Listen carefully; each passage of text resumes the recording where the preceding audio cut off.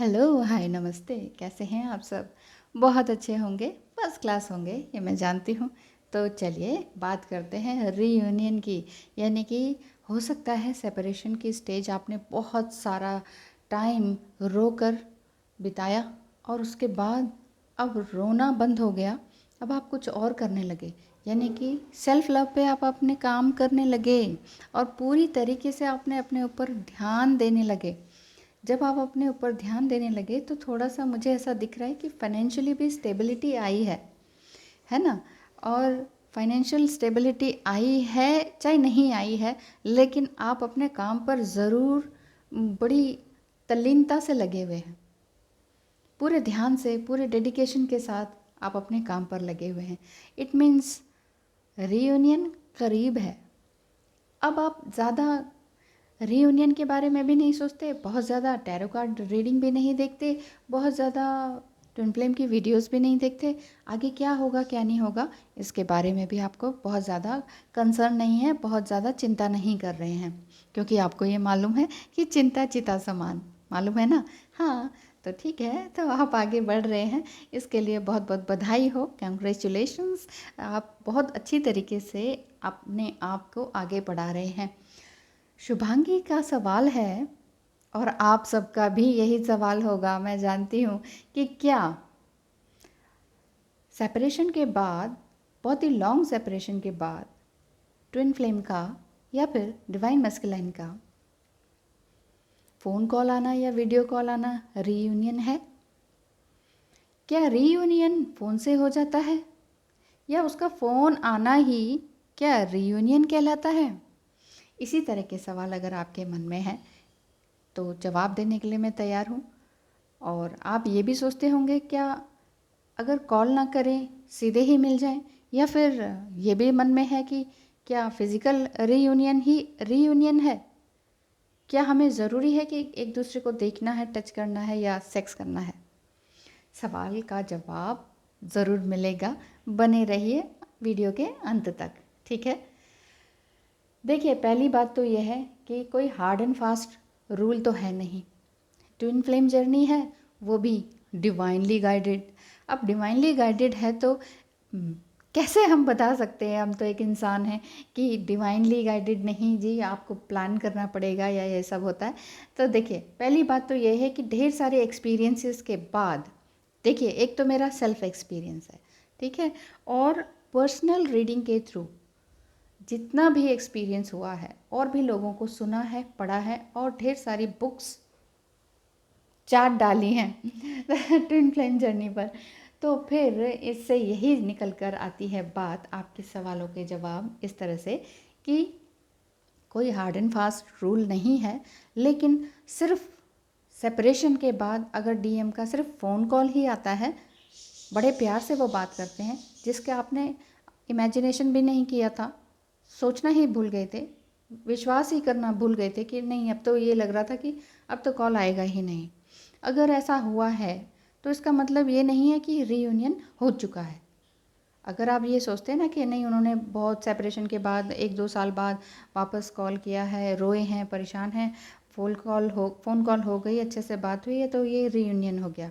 नहीं, रीयूनियन की ये शुरुआत हुई है, ये सोचिए। मैं इसको बिल्कुल डिनाई नहीं कर रही कि नहीं, ये रीयूनियन नहीं है, बस होगी बात ख़त्म। नहीं, ये रीयूनियन की स्टार्टिंग स्टेज है, आप इसे ये समझ लीजिए, ठीक है। क्योंकि ये स्टार्टिंग स्टेज है, यहाँ से अब आपको और ज़्यादा संयम में रहना है।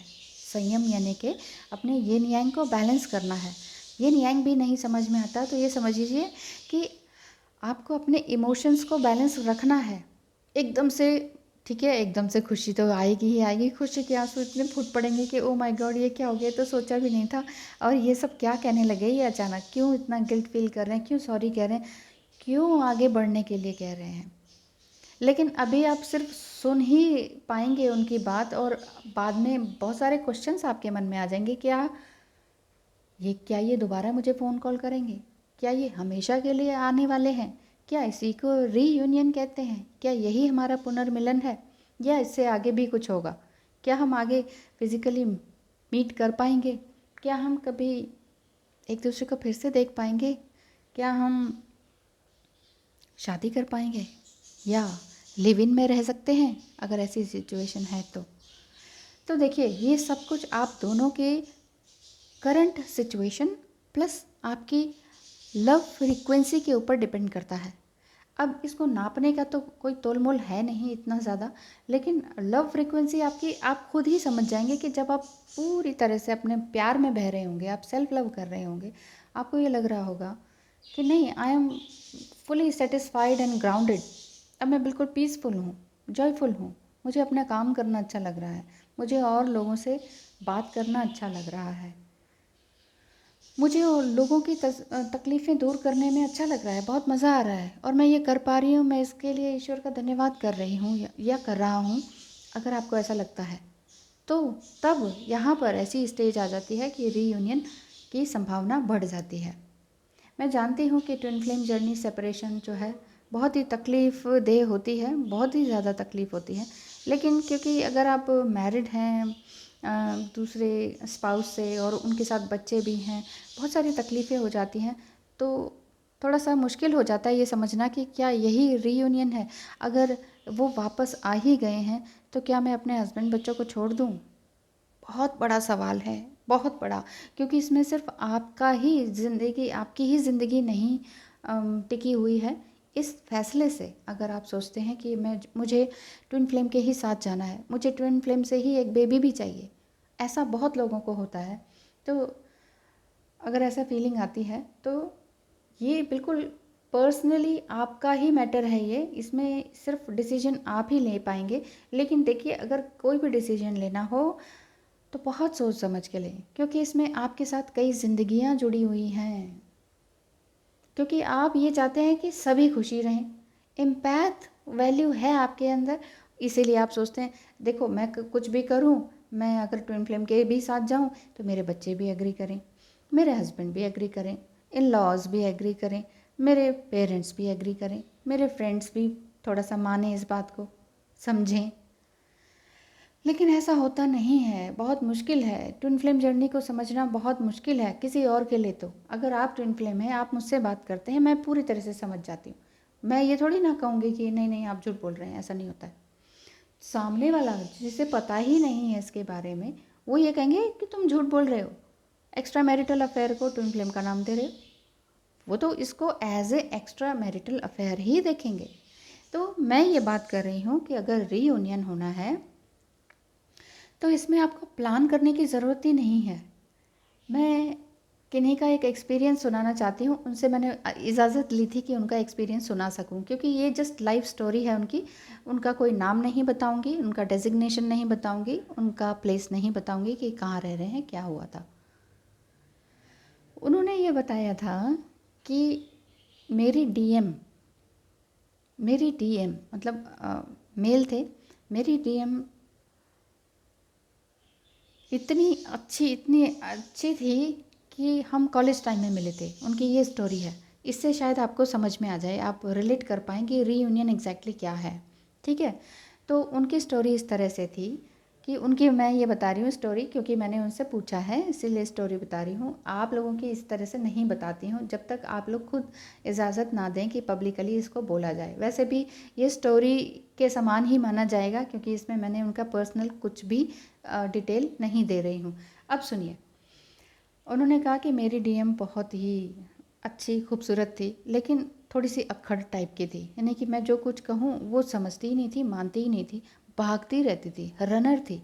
तो ऐसा क्या हुआ कि एक दिन हम लोग खेलते भी थे, मतलब वो लोग खूब अच्छा खेलते भी थे कॉलेज टाइम में, बैडमिंटन वगैरह। तो शाम के टाइम में भी मिलते थे, वो अच्छे गवर्नमेंट क्वार्टर में रहते थे, तो बहुत अच्छे से वो मिलते भी रहते थे। लेकिन जो उनकी डीएम थी वो हमेशा अवॉइड ही करती थी, इवन इनको अब्यूज़ भी करती थी कभी कभी कि नहीं तुम्हारे बस का ये नहीं है, वो नहीं है, कभी खेल के ही थ्रू, गेम के थ्रू, है ना। तो वो कुछ ना कुछ उल्टा सीधा बोलती थी, तो ये इनके दिल पे लगती जाती थी। अभी आप ये समझिए, अगर आप डिवाइन फेमिनाइन फीमेल बॉडी में हैं तो आप समझ सकती हैं कि क्या कह रहे हैं, वो क्या कहना चाह रहे हैं। तो देखिए क्या हुआ था, तो वो ऐसे मिलते थे, उन्होंने कहा कि यार रोज़ हम मिलते हैं, ये भी मुझे पसंद करती है, इसलिए तो ये मुझे इतना टीज़ करती है, ये मुझे इतना छेड़ती क्यों है? किसी और लड़के को तो ये नहीं छेड़ती इतने प्यार से, या कुछ भी नाम दे देती है, कुछ भी बोलती है। मेरे बालों को लेके कुछ बोलती है, मेरे मोटापे को लेके बोलती है, लेकिन ये मुझे ही बोलती है और किसी को नहीं बोलती। चिढ़ती है मुझसे ही चिढ़ती है, गुस्सा करती है मुझसे ही करती है, लड़ाई करती है मुझसे ही लड़ाई करती है। लेकिन मैं इससे ट्रिगर होता था, लेकिन मुझे ये लगता था कि यार ये यही प्यार है। तो उनकी ज़ुबानी बोल रही हूँ मैं। उन्होंने कहा कि मुझे ऐसा लगता था कि यही प्यार है, मैं भी इसे बहुत चाहता हूँ, मैं एक मेल हूँ, मैं बहुत इमोशनल हूँ। वो थोड़ी सी इस टाइप की है, एक बॉयज़ टाइप की है, समझती नहीं है किसी भी बात को, दिल तक इमोशनल कम है, थोड़ी सी लॉजिकल ज़्यादा है, जैसे कि डीएम होते ही हैं। ठीक है, तो उन्होंने कहा कि ना अब मैं ये बात अपने घर तक पहुंचाऊंगा। तो उन्होंने अपने घर तक भी बात पहुंचाई, क्योंकि सेम बिल्डिंग में रहते थे, गवर्नमेंट सर्वेंट थे उनके माता पिता, तो उसी क्वार्टर में रहते थे। अच्छा, तो उन्होंने कहा कि मैं उनके पेरेंट्स तक लेके जाऊंगा, अपने पेरेंट्स को। तो वो अपने पेरेंट्स को उनके पेरेंट्स तक लेकर गए, और उन्होंने साफ साफ बात भी की। और उसके बाद बोला कि अब बात यस तक पहुंच गई, लेकिन जो लड़की थी यानी कि डीएम जो थी उनकी साथी, उन्होंने कहा कि चलो रेस्टोरेंट में मिलकर एक फ़ाइनल बात करनी है। तो उन्होंने नहीं कहा, एक्चुअली इन्होंने कहा कि चलो रेस्टोरेंट में मिलकर एक फ़ाइनल बात करनी है। तो इन्होंने, उनके डीएम ने कहा कि ठीक है मैं आती हूँ। और वो जिस दिन वो मिलने के लिए जा रहे थे, उस दिन वो आए ही नहीं, और उसके बाद से उसने खेलना भी छोड़ दिया। उनके साथ बिल्डिंग में जब सब खेलते थे तो उसने खेलना छोड़ दिया। पहले यस किया कि ठीक है, माँ बाप के थ्रू यस हो गई, फिर इन्होंने बोला कि मिलने के लिए रेस्टोरेंट में मिलते हैं, तो वो मिलने के लिए नहीं आई, अचानक से एकदम स्टॉप कर दिया। कहते कि मैं इसके पीछे भागता रहा कि कब ये मुझे मिले, कब ये मुझे मिले। ना कभी कॉलेज में मिलती, ना कभी, मैं इसका पीछा करता रहा कि कहीं तो मिले, कहीं रास्ते में, तो मैं इससे बात कर लूँ। तो ये कभी ना कोई गार्ड बना के चलती थी। कभी कोई इसका भाई होता था, कभी कोई इसकी फ्रेंड होती थी दो चार, और कभी ये अपना किसी व्हीकल से निकल जाती थी, कभी अपने ड्राइवर के साथ निकल जाती थी। ये मेरे साथ कभी निकल के मेरे आंखों में आके मिला ही नहीं पाई, पता नहीं। कहते हैं कि मैं समझ ही नहीं पाया कि ये सब क्या हुआ। मैं भागता रहा, लेकिन बाद में मैंने उसको छोड़ दिया। लेकिन क्या हुआ, छोड़ दिया इन द सेंस कि साल बहुत हो गए थे। कहते मैं उसको चेज़ करता रहा अप टू 14 ईयर्स, 14 साल तक मैं उसको चेज़ करता रहा। यानी कि 14 साल तक वो जो डीएम थी इनकी, वो भागती रही इनसे। जब वो पूरी तरह से भागती रही, उनकी भी शादी हो गई, बच्चे हो गए, इनके भी शादी बच्चे कहीं और हो गए। यानी कि दोनों ही ट्विन फ्लेम हैं और अलग अलग स्पाउस से हैं। तो अचानक उनका रीयूनियन की स्टेज अब मैं बताने वाली हूँ, क्योंकि इधर ये कहते कि मैं इतने 14 साल मैंने अपने आप को इतना परेशान पाया। मैंने अपनी बीवी बच्चों से भी झगड़ा किया, मैं ठीक तरह से नहीं संभाल पा रहा था अपने आप को। फिर कहते हैं मैंने अपने अंदर बहुत चेंज लाया। मेरे दोस्तों ने कहा ये योगा करो, मेडिटेशन करो, वो अलग अलग सेंटर मुझे लेके गए अचानक से ही। तो कहते मैं इसमें मेरा विश्वास हुआ, मैंने अपने आप को जानना शुरू किया। मेरा घर परिवार भी सब ठीक रहने लगा, रिलेशनशिप बच्चों के साथ भी सब अच्छा रहने लगा। मैं अपने ख्यालों में, अपने काम में, अपनी मस्ती में हो गया, अपने भगवान में, अपनी मेडिटेशन में मस्त हो गया। 14 साल बीत गए थे इस बात को, जहाँ की बात जस्ट उन्होंने सोचा अब तो ये रीयूनियन है। पहले उनको पता भी नहीं था ट्विन फ्लेम क्या है, मतलब वो चाहते थे कि चलो अब बहुत कुछ होता है, प्यार ही है, अब इसे शादी का नाम दे देते हैं। लेकिन वो उसी दिन से वो भागने लग गई, यानी कि वो रनर हो गई 14 साल तक, और ये इधर 14 साल तक चेस करते रहे। लेकिन इन 14 सालों में इन्होंने अपने आप को पूरी तरह से ट्रांसफॉर्म किया। और जब पूरी तरह से भूल गए उनको, तो अचानक क्या हुआ, सेम बिल्डिंग में नीचे पार्किंग थी, तो उनकी भी गाड़ी थी और उनकी भी गाड़ी थी, दोनों ट्विन फ्लेम की। तो अचानक उस दिन ऐसे मिले वो कि दोनों की फ़ेस टू फेस मिला, आई टू आई हुआ। और सामने इतनी तेज़ बारिश आ गई कि एक्चुअली पार्किंग में वही वाली पार्किंग नहीं थी जहाँ वो रहते थे। वो बिल्डिंग की कोई और बिल्डिंग थी जहाँ पर वो किसी वर्क प्लेस पे गए हुए थे। अचानक से इनकी डीएम भी वहाँ पर आके रुकी थी, मतलब उनकी गाड़ी रुकी थी। तो जिस पार्किंग एरिया में इन दोनों की गाड़ी रुकी थी, वहाँ पर बहुत तेज़ बारिश हो गई अचानक। ये जब ये गाड़ी को अपनी निकालने के लिए लेकर गए, जब बहुत तेज़ बारिश हो गई, तो ये दोनों मिले, बातें करी ढेर सारी, तो फिर बहुत रोए आपस में। इसका मतलब इन दोनों ने अपनी सारी इमोशंस खोल के बताए। तो ये उन्होंने मुझे बताया कि हमारा रियूनियन इस तरह से हुआ, इतनी ज़बरदस्त तरीके से। उन्होंने ये बताया कि जब डीएम से मैंने पूछा कि मैंने तुम्हें 14 साल पहले कहा था कि रेस्टोरेंट में आओ और हम मिलके कुछ अच्छी प्लानिंग करते हैं अपने फ्यूचर की, मैरिज की बात करते हैं, क्योंकि पेरेंट्स ने तो दोनों साइड से यस हो गई है, तो तुम क्यों भागी। तो डीएम का ये जवाब था, आप इस बात से को रिलेट कीजिए अपनी जर्नी को। जी, डीएम का ये जवाब था उनकी कि मुझे ये डर लगता था कि तुम मुझे इसलिए बुला रहे हो कि तुम मुझे प्यार नहीं करते, तुम मुझसे शादी नहीं करना चाहते। कहते ये क्या सब बात थी, ये किस बात का था, मैं तो खुद ही ऑफ़र कर रहा था, मैं तो अपने पेरेंट्स को लेकर आया था, फिर इसमें डरना किस बात का था।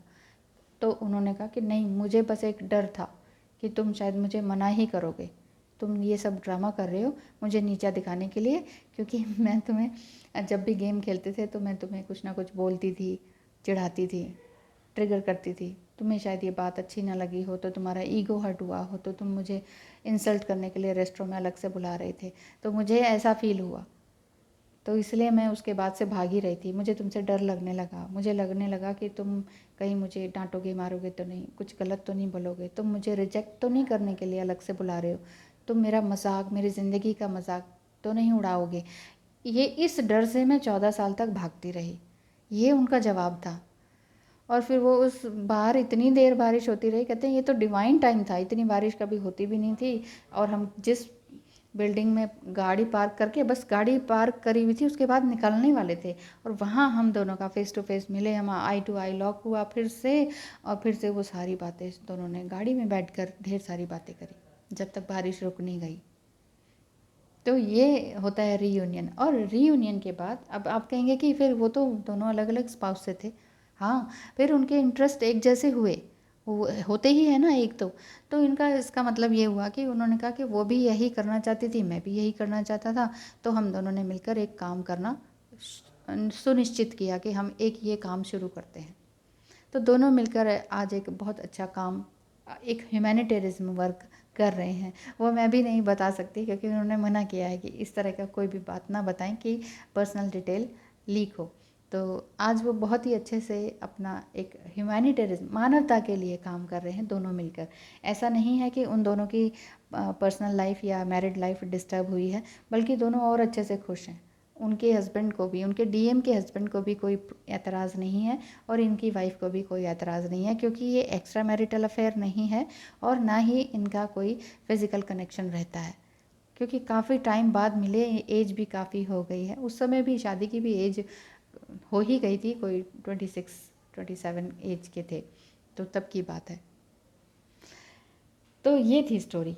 अब ये बात है कि रीयूनियन की इसी तरीके से रीयूनियन होता है। If you feel like it will never happen, अगर आपको ये लगता है कि ये कभी नहीं होगा और फिर भी आप डेस्परेटली चाहते हैं कि ये हो, तो फिर यूनिवर्स, गॉड आपको हेल्प करते हैं।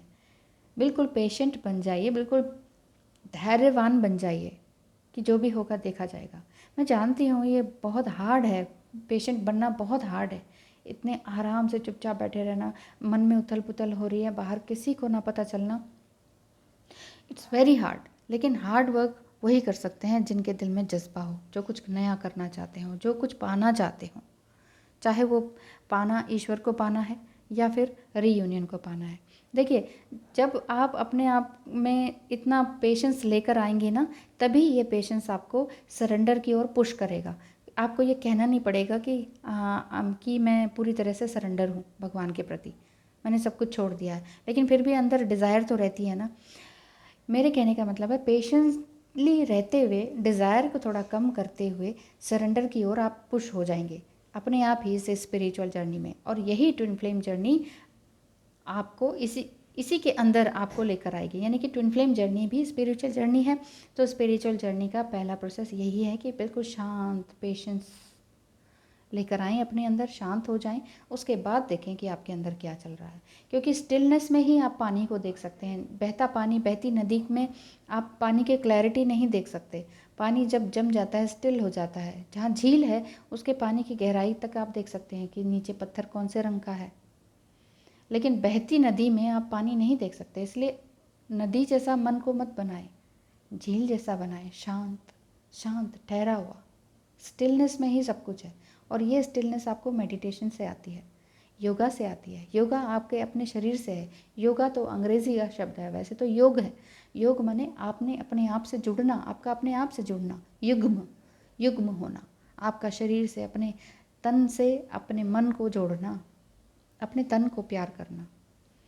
तो आज के वीडियो में इतना ही। मेरे कहने का मतलब जो था, आई थिंक आप अच्छी तरीके से समझ गए होंगे कि सिर्फ फ़ोन से ही रीयूनियन नहीं होता है, उसके बाद आगे और भी बातें शेयर करनी होती हैं, इमोशंस एक्सप्रेस करने होते हैं, और साथ में मिलकर जब आप कुछ नया करते हैं, चाहे अगर आप दोनों अनमैरिड हैं और आपने उम्मीद ही छोड़ दी है, अब भी दोनों अनमैरिड हैं और शादी की उम्मीद हो सकती है, तो भी रीयूनियन इस तरह से होता है। अगर आपने वाकई तपस्या की है तो सेपरेशन पीरियड में, ठीक है, तो आपकी शादी हो सकती है। और अगर सिर्फ शादी की ही बात नहीं है और आप दोनों ही डिवोर्स ही हैं, या समथिंग कुछ और ऐसा कुछ गलत हो गया है लाइफ में, लेकिन फिर से आपको ट्विन फ्लेम मिले हैं, तो फिर आप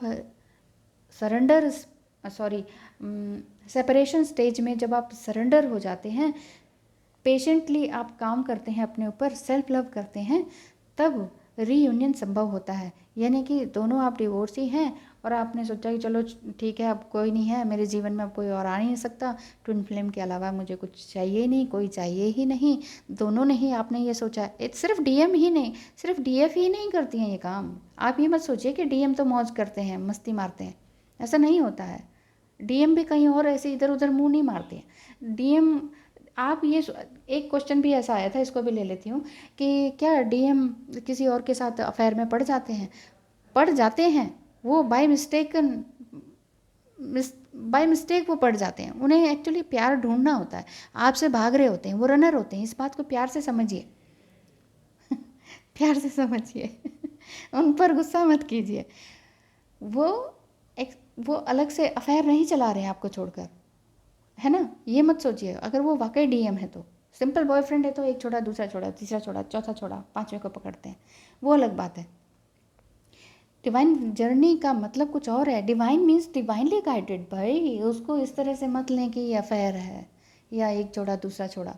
अगर आपको ये लग रहा है कि आपका डीएम तो किसी और के साथ हो गए हैं, किसी और के साथ तफरीबाजी यहाँ वहाँ घूम रहे हैं, क्या है ये मतलब, तो आपको छोड़कर और आप डीएफ हैं, आप पूरी तरह से कंफर्म हैं, आपको पता है कि ये आपके डीएम हैं, तो भी वो ऐसा कर सकते हैं, क्योंकि वो असल में अपने आप को ढूंढ रहे हैं और आपसे बच रहे हैं। आपकी इतनी लविंग एनर्जी, इतनी पायस एनर्जी, इतनी हाई फ्रिक्वेंसी को पकड़ने में वो डरते हैं। जैसे कि अभी मैंने ये स्टोरी सुनाई, समझ रहे हैं ना अब आप इस बात को, इसलिए वो कहीं और ध्यान लगाते हैं। असल में उनका ध्यान उसमें लग नहीं रहा होता। आप सोचेंगे कि देखो ये तो मस्ती मज़ा कर रहे हैं, लेकिन वो जस्ट ये ऊपरी रूप से है, ये दिल से नहीं करते हैं।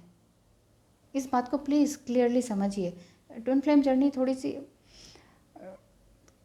अलग है, इन सब चीज़ों से अलग है, ठीक है।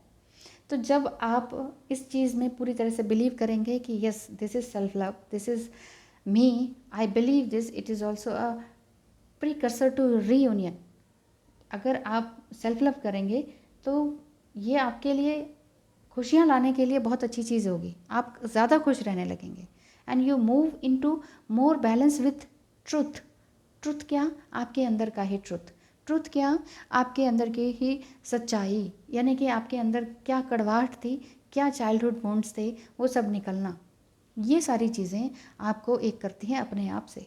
और फिर आती हैं बैलेंस की स्टेज। फिर जब आप अपने आप को इस सच्चाई में खड़ा पाते हैं तो फिर आप यूनियन की स्टेज पर आते हैं। यूनियन अपने आप से, रीयूनियन अपने आप से। फिर ये नेचुरल स्टेट ऑफ माइंड बन जाता है आपका कि यस अब मुझे किसी भी चीज़ से डर नहीं है। और जब डर ही नहीं रहता तो डिवाइन जो है आपको लेकर आ जाते हैं अपने डीएम के सामने खड़ा करके, और सीधे से फिर सामने सामने बात होती है। जब आपने कभी सोचा भी नहीं हो, कभी प्लान भी ना किया हो, माइंड में आया ही ना हो कि डीएम भी आ सकते हैं कि नहीं, उम्मीद ही जब छोड़ दी हो, तब डिवाइन मस्कुलाइन आपके सामने आ जाते हैं रीयूनियन करने के लिए, ठीक है। आई थिंक आपको पूरी बात समझ में आ गई होगी। Thank you so much Shubhangi सवाल करने के लिए। शुभांगी भी बहुत बहुत ज़्यादा स्ट्रगल कर रही हैं, बिल्कुल अकेली हैं, लेकिन बहुत अच्छी तरीके से ये अपने आप को संभाल रही हैं। तो इसीलिए मैं कहती हूँ कि आप सब भी अकेले नहीं हैं, भगवान आपके साथ हैं, एंजल्स आपके साथ हैं, so don't worry. Divinely guided journey में आप हैं तो डिवाइन है ना आपके साथ, तो डरने की क्या बात है। Thank you so much for watching. Reunion का इंतज़ार मत कीजिए, जस्ट हो जाने दीजिए। Thank you and all the best.